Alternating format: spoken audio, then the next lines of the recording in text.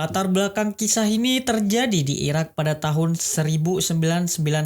Fokus ceritanya adalah seorang tentara bernama Jack yang memiliki kelemahan, yaitu kelemahannya adalah rasa kasihan yang sangat mendalam.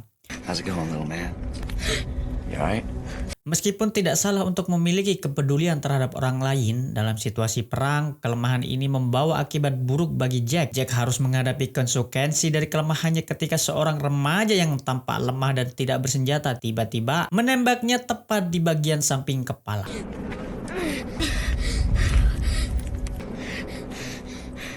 How's it going, little man? You alright? Jadi, dan Jack pun dinyatakan mati selama beberapa jam setelah insiden tersebut. Namun Jack termasuk salah satu dari sedikit orang yang beruntung diberi kesempatan kedua untuk bertahan hidup dari luka parah di kepalanya, sehingga disebut dengan mati suri. Jika peluru itu meleset sedikit saja ke sebelah kiri, otak bagian vitalnya akan terkena dan mustahil bagi Jack untuk bisa hidup kembali. The soldier's alive. This man just blinked. Been tagged already. Oh my god. Code blue, we need a doctor. Get a doctor. Pada tahun 1992, Jack akhirnya kembali ke Amerika, tepat asalnya. Suatu hari saat sedang berjalan tanpa tujuan lepas, Jack bertemu dengan seorang ibu dan anak yang mobilnya mogok karena sang ibu mabuk berat akibat amer. Putrinya yang bernama Anna meminta bantuan Jack untuk memperbaiki mobil mereka. Dan saat sedang memperbaiki mobil, Anna bertanya tentang kalung tentara yang Jack kenakan itu, dan Jack dengan rasa pedulinya memberikan kalung itu kepada Anna. Can I have them? Yeah, you can have 'em. Setelah mobil selesai diperbaiki, ibu Anna yang masih mabuk malah mengusir Jack dan meminta agar dia menjauhi putrinya. Memang tidak bisa tahu terima kasih ya teman-teman. Inilah akibat dari minuman keras alias miras, membuat orang kehilangan akal sehat dan lupa berterima kasih atas bantuan yang diberikan. Selesai memberi bantuan pada orang tak dikenal, Jack melanjutkan perjalanannya dan mencoba meminta tumpangan pada pengendara yang kebetulan lewat. Pengendara yang baik hati bersedia memberi tumpangan kepada Jack dan mereka pun melanjutkan perjalanannya. Must be freezing out there, boy. Yeah. I'm trying to use cold in the witch's titty with a bra. Setelah beberapa jam di perjalanan, mobil yang ditumpangi Jack tanpa diduga diberhentikan oleh petugas kepolisian. Sungguh malang bagi Jack, dia dituduh sebagai tersangka dalam kasus kematian seorang petugas polisi, padahal sebenarnya pengemudi itulah pelaku kriminal yang telah lama dicari polisi. If Starks did kill that officer, can't hold a man responsible for a damaged mind. Remember all of it, but Karena Jack memiliki luka di kepalanya dan dianggap memiliki gangguan mental pasca perang di Irak, persidangan menyatakan bahwa Jack adalah ODGJ yang akan dimasukkan ke sebuah rumah sakit jiwa bernama Alpine Grove untuk ditangani lebih lanjut oleh dokter dan pembimbing yang mungkin bisa menyembuhkannya. 2 hari tinggal di rumah sakit jiwa tanpa aktivitas, Jack pun terus-menerus diberi obat penenang dengan dosis keras meskipun sebenarnya dia masih waras. Sampai suatu malam hari, 2 perawat kasar tanpa diduga membawanya ke sebuah ruangan rahasia dan ternyata Jack akan dijadikan subjek percobaan oleh seorang dokter bernama Dr. Brick.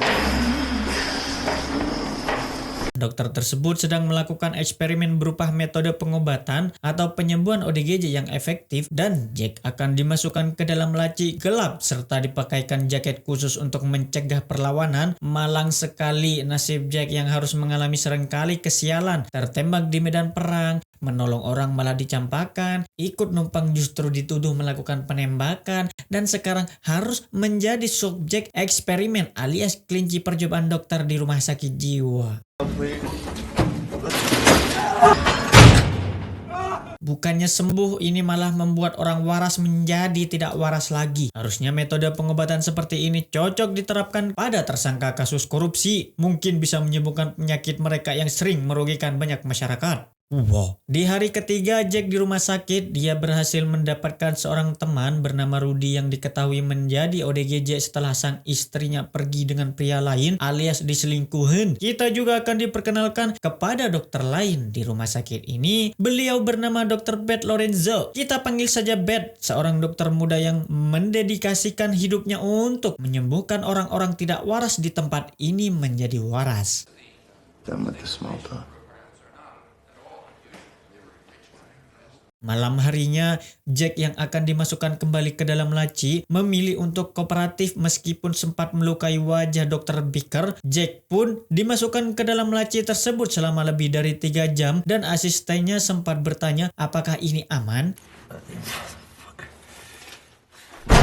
Dr. Beaker yang masih kesal menjawab bahwa itu masih dalam batas aman meskipun sebenarnya dia hanya marah karena wajahnya terluka akibat perbuatan Jack. Sementara itu Jack mengalami semacam halusinasi lagi, tetapi kali ini semuanya terasa sangat-sangat lebih nyata. Di dalam halusinasinya ternyata Jack terlihat sedang berdiri di depan sebuah kafe di musim dingin ketika seorang gadis menawarkan tumpangan. Gadis yang nampak berantakan dan suram itu kasihan melihat Jack kedinginan di luar, lalu mengajak ke rumahnya untuk sekadar menghangatkan badan dari cuaca dingin. Wait. That was our last option. Di luar, meskipun gadis itu sering suka minum khamar dan merokok, serta terlihat tidak memiliki masa depan, dia sebenarnya memiliki hati nurani yang sangat baik dan tulus. Hal itu terlihat dari bagaimana dia izin mandi dulu dan mempersilahkan Jack untuk masak makanan apapun yang ada di kulkasnya.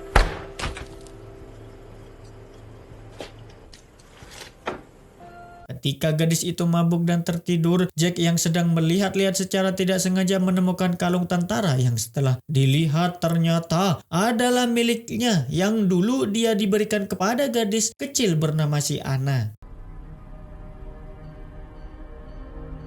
Alangkah terkejutnya Jack saat ia membangunkan gadis itu dan bertanya tentang tahun berapa sekarang, dan gadis itu menjawab bahwa sekarang adalah tahun 2007. Gadis itu ternyata adalah anak yang sudah dewasa, membuat Jack sadar bahwa dia telah melakukan perjalanan waktu dari tahun 1992 ke tahun 2007. I met you and your mother. There was no one around for miles. Tak cukup sampai di situ, Jack semakin shock ketika mendengar bahwa dirinya telah dinyatakan mati pada malam tahun baru 1993 alias 4 hari lagi dari waktu aslinya. 1993, Alpine Grove. He's dead.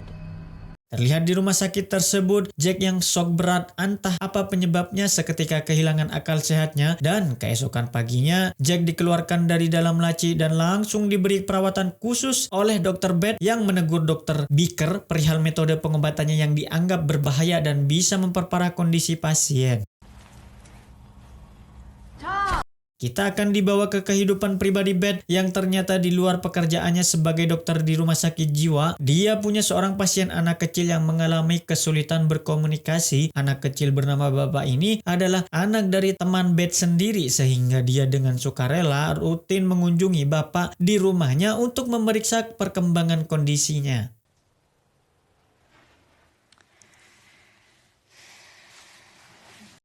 Kembali ke Jack yang sedang mengobrol dengan Rudy, dia menceritakan pengalamannya saat dimasukkan ke dalam laci. Jack masih tidak habis pikir dengan apa yang dialaminya, apakah itu nyata atau hanya sekedar halusinasi saja, atau mungkin sejenis perjalanan spiritual akibat dirinya yang pernah mati suri. That shit is in the past. On what you need to get now. Entahlah, bagi Jack pertemuannya dengan Anna dewasa benar-benar terasa sangat nyata, dan jika benar dia akan mati tepat dalam tahun baru di rumah sakit jiwa ini, itu berarti dia akan mati kurang lebih 4 hari lagi dari sekarang. Untuk mencegah hal itu terjadi atau setidaknya mengetahui apa penyebab kematiannya, Jack mau tidak mau harus masuk kembali ke dalam laci tersebut untuk bisa melakukan perjalanan waktu kedua ke tahun 2007. Dan terkadang ketika kita menghindari sesuatu hal, itu datang dengan mudah kepada kita, namun ketika kita menginginkannya justru itulah hal yang sangat sulit. Tanpa kita sadari, saat Jack ingin masuk kembali ke dalam laci, Dr. Beaker justru menganggap kondisi Jack sudah lebih baik dan tidak perlu lagi mendapatkan pengobatan dengan jaket dan laci, sehingga Jack tidak memiliki pilihan lain selain membuat kekacauan untuk bisa kembali mendapatkan pengobatan. Dan kemudian Jack kembali datang ke tahun 2007, tepat di depan kafe tempat Anna bekerja. Setelah pertemuan kemarin, Anna akhirnya mulai percaya bahwa Jack yang ada di hadapannya adalah Jack di masa lalu yang pernah menolong dia dan ibunya. How do I die? Jack Starks died from a wound to the head January 1st, 1993. Setelah perbincangan panjang, Anna pun setuju untuk mengantarkan Jack ke rumah sakit jiwa Alvin Grove untuk mencari tahu penyebab kematiannya apa. Jack merasa lega bahwa Anna akhirnya percaya padanya dan bersedia membantunya. Hopkins died. And I'm not familiar with Dr. Becker. Setibanya di sana, Jack sebenarnya berharap bisa bertemu langsung dengan Dr. Becker untuk menanyakan langsung apa penyebab kematiannya. Namun, nyatanya Dr. Becker sudah lama tidak bekerja di rumah sakit jiwa ini dan justru Jack dan Anna malah bertemu dengan Dr. Beth yang masih bekerja. Nice to meet you. Hi. Jack pun mengaku sebagai keponakan dari salah satu pasien Dr. Beth yang meninggal tahun 1992 itu, di mana Dr. Beth mengatakan bahwa kematian Jack disebabkan oleh trauma dan pendarahan di kepala. Curiga ada sesuatu yang dirahasiakan, Jack pun memutuskan untuk pergi ke ruang bawah tanah tempat dia sedang di dalam laci saat ini. This is the room.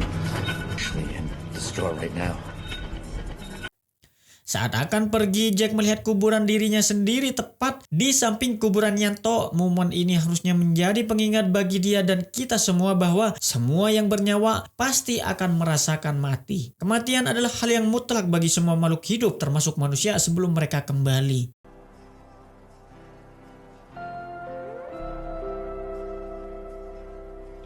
Anna menceritakan tentang sosok Dr. Beth yang dinyatakan yang ditemukannya diketahui pernah merawat seorang anak bernama Papak yang diduga mengalami kondisi lambat dan sulit berkomunikasi. Namun pada akhirnya Papak berhasil mencapai kesembuhan berkat bantuan dan saran dari seseorang. Mild form of electroshock therapy.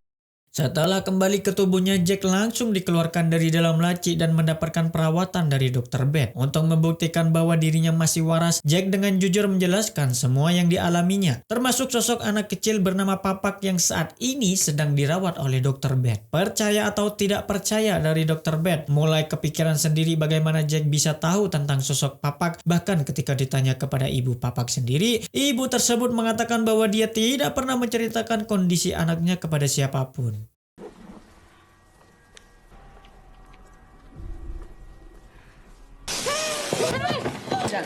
That's it. Can you say hi, Babette? Hi, Black. Mulailah Dr. Beth percaya bahwa semua yang diceritakan Jack termasuk perjalanan waktu yang dialaminya mungkinlah nyata dan benar-benar adanya.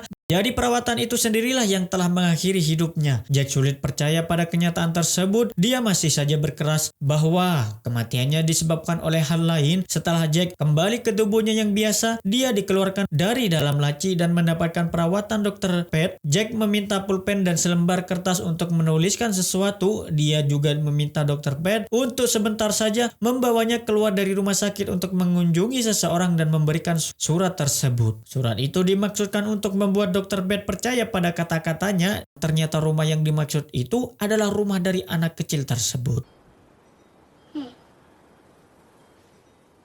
I remember you too.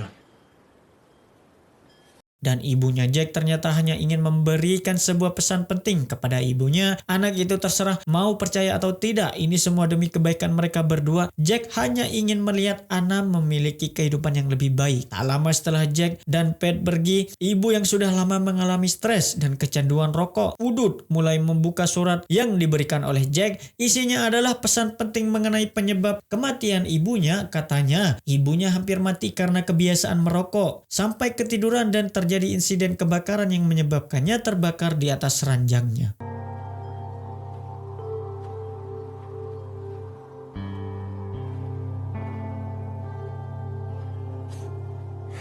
Kembali ke Jack yang tanpa diduga pusing dan terjatuh saat tiba di rumah sakit. Bukannya minta untuk segera diobati, Jack justru memohon kepada Dr. Beth untuk segera mengembalikannya ke dalam jaket dan laci yang biasa. Baginya itu satu-satunya cara agar ia bisa tetap hidup, karena malam ini adalah malam tahun baru yang akan menjadi malam petaka alias terakhirnya hidup di dunia ini.